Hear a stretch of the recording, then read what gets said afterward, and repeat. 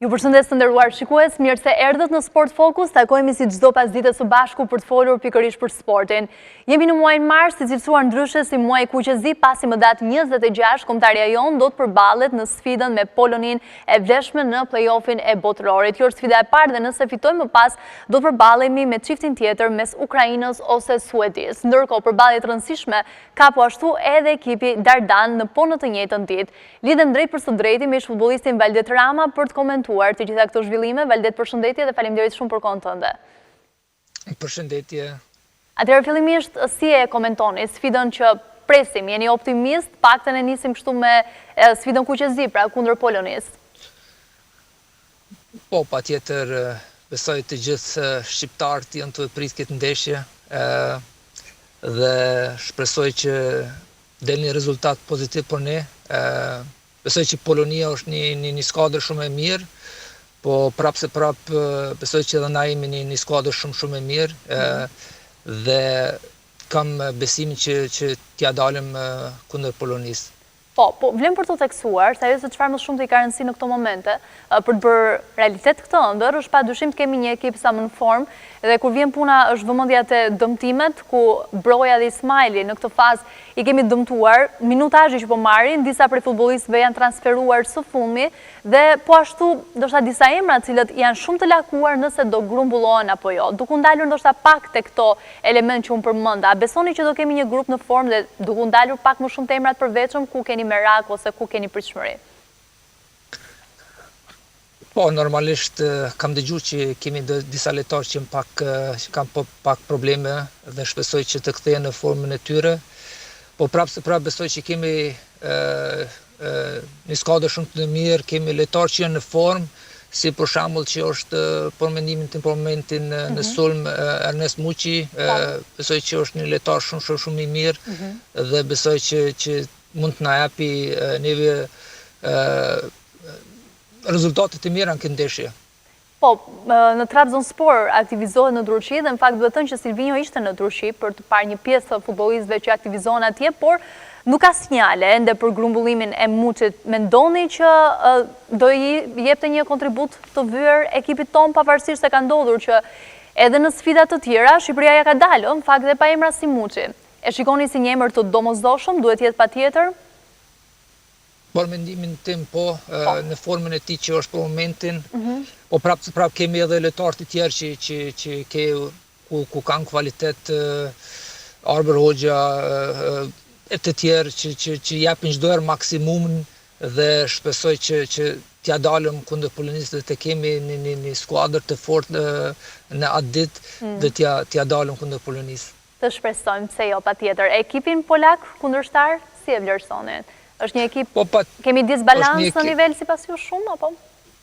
Po, patjetër, Polonia, me infot e mia që i kam ndeshjet e fundit, 5 fundit nuk i kanë humbur dhe janë një formë të mirë.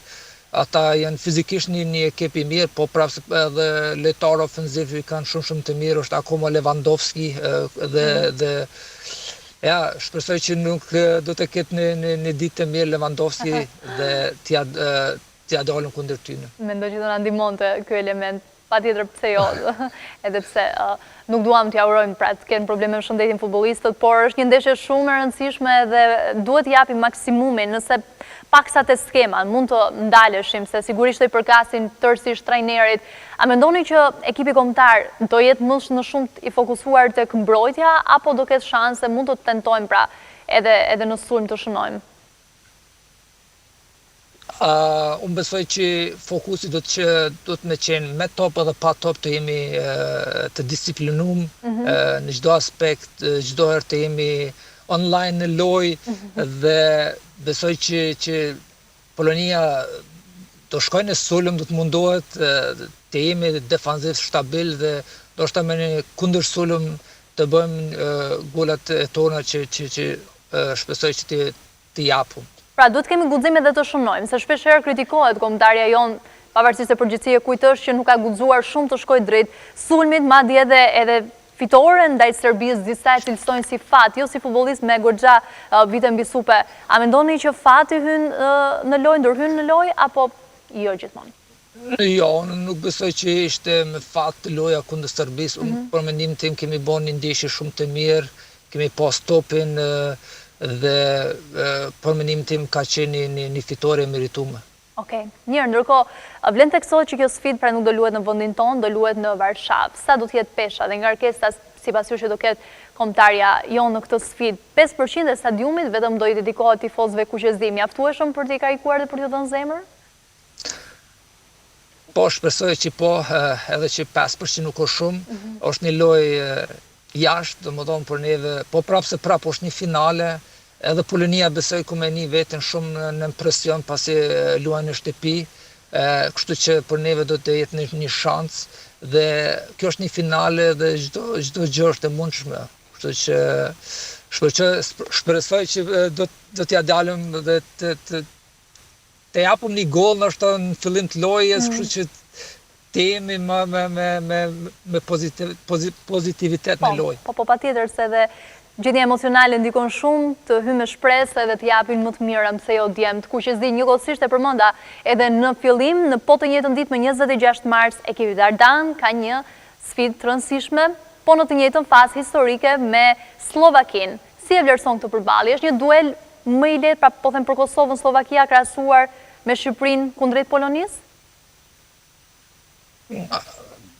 Gjithashtu edhe për Kosovën, shpresoj që t'ja dalin kundër Slovakisë. Edhe Slovakia për mendimin tim është në formë shumë të mirë, kanë qenë në një grup me Gjermaninë dhe që e diun edhe lojën e parë kundër Gjermanisë e kanë fituar, kështu që do jetë një ndeshje jo e lehtë, po prapë se prapë edhe Kosova si Shqipëria besoj që janë në formë të mirë dhe i kanë gjitha të mundësit t'ja dalin në këtë ndeshje.